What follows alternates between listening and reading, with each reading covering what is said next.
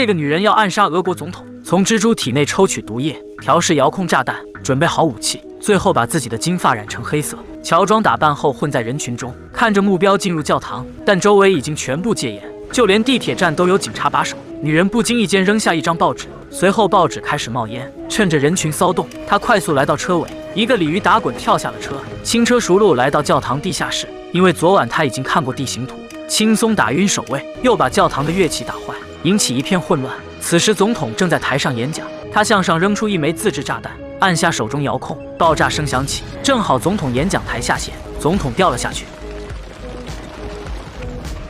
看着还活的总统又补了一枪，不过他并没逃跑，结果被赶来的老黑堵住。可是他却微微一笑，扔下了手枪，放弃抵抗。你以为他就这么完了吗？那你就错了。女人叫绍特，有着顽强的意志。2年前，她被朝鲜人民军以间谍罪被捕，无论怎么拷问，她都不承认自己特工的身份。好在她有个很爱她的丈夫，在国内四处奔走，最后迫使美国政府交换。脱离苦海的绍特以为可以这样永远甜蜜生活下去，可事与愿违。在她结婚纪念日那天，一个老人来投诚，给绍特讲了一个奇怪的故事。很多年前，有个神秘的苏联特工偷来许多婴儿，从小对他们进行残酷的训练，把他们培养成忠诚的杀手。这些小孩长大后隐藏在美国各地潜伏，而就在明天，他们中间的一个人将暗杀来美国访问的俄国总统。绍特听笑了，本国特工竟然要刺杀本国总统，简直无稽之谈。他站起身来就要走，没想到老人抛下了一枚重磅炸弹。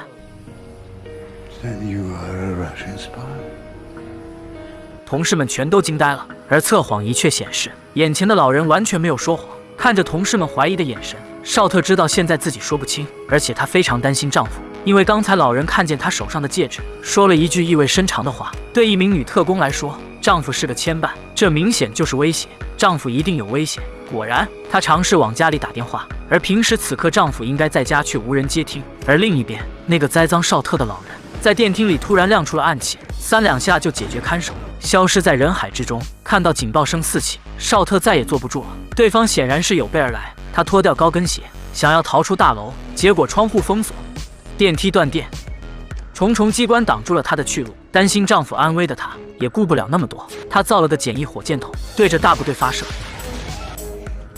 接着利用重重烟雾做掩护，打碎玻璃，消失在了众人的视线中。可她这一逃，坐实了她是俄国间谍。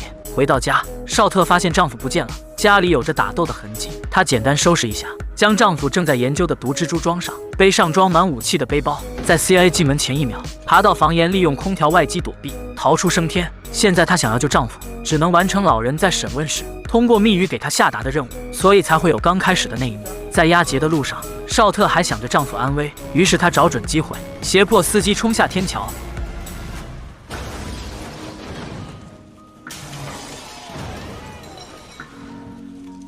最后在混乱中轻松脱身。这个女人刚刚杀害俄国总统，而她的真实身份是俄国隐藏在中情局多年的特工。给她下达这个指令是绍特俄国上司老白。现在她成功完成了任务，就赶来与上司会合。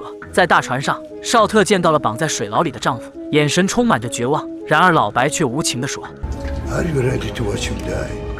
绍特竟然面不改色道： Give me the gun。”但被老白拒绝了。他知道绍特的身手，不愿意冒这个险。而且她要绍特亲眼看着自己的丈夫被淹死，水一点一点地没过丈夫的头顶。绍特只能摆出一副无所谓的表情，眼眶里早就蓄满了泪水，因为周围的枪手都拿枪对准她，只要她有一丝的反抗，她马上就会成马蜂窝。丈夫被溺死了，老白满意的点点头，但他还是低估了爱情的力量。绍特内心恨极了这些杀死她所爱男人的人。老白交给绍特最后的任务，刺杀美国总统，不仅给他安排专机，而且还有人协助。在这期间，所有人都要中断一切联系。说到这里，老白就不再透露任何细节了。绍特知道老白还没完全信任自己，他趁老白放松警惕，用酒瓶解决了他，又趁外面的特工没发现，迅速出手，解决所有在场的特工。绍特在一架私人飞机上见到老白给他安排的内应，而他正是绍特在训练营最好的朋友。当晚，他们扮成军官，混进了总统的府邸，然后内应说一会儿他们会躲到地下8层，然后就看你的了。绍特问：“那你呢？你要去哪儿？” I'm going home. 然后他选择了自爆。硝烟散去，总统毫发无伤。特勤队员决定带总统去地下8层避险。而这时候，看到内应的死去，绍特很心疼，但是他感到一种莫名其妙和蹊跷。为什么自己的刺杀任务是把总统追杀到地下8层去？那个最后杀死总统的终结者到底是谁？他到底要干什么？绍特现在满脑子疑问。最坚固的堡垒往往是从内部攻破的，在特勤的保护下，总统进入了地下8层。绍特这时也解除伪装，一路跟在后面，很多次都有杀死总统的机会，但他没有出手。那些和他交手的特工，他也是一直手下留情，只伤不死。然而总统来到战略指挥室，与外界联系，发现了一个问题，因为俄国总统在美国遇刺，让美俄的局势非常紧张，甚至俄国开启了核弹的防御系统。在这种情况下，美国也开启了2级国家安全防御预案。在绍特上司泰勒和智囊团建议下，国防部长和总统核对密码，开启了核攻击的防御系统。就在这时，泰勒抢了一名特勤的枪。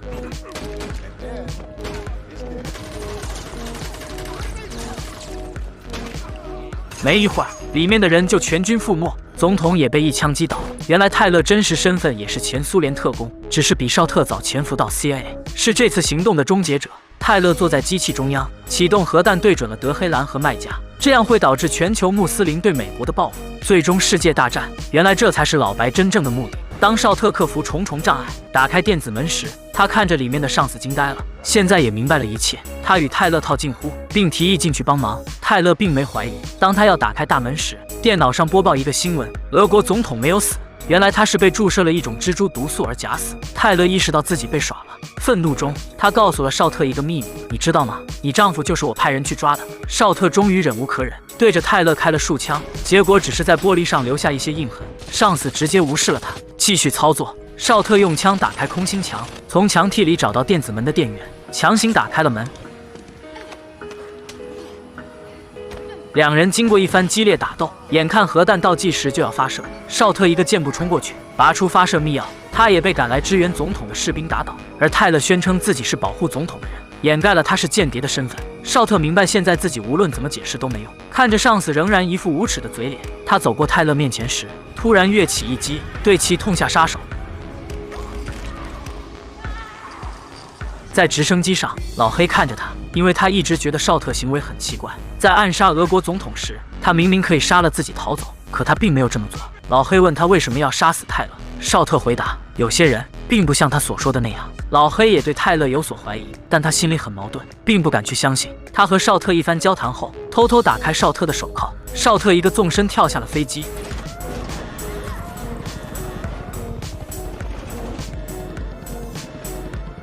飞机上的老黑露出耐人寻味的笑容，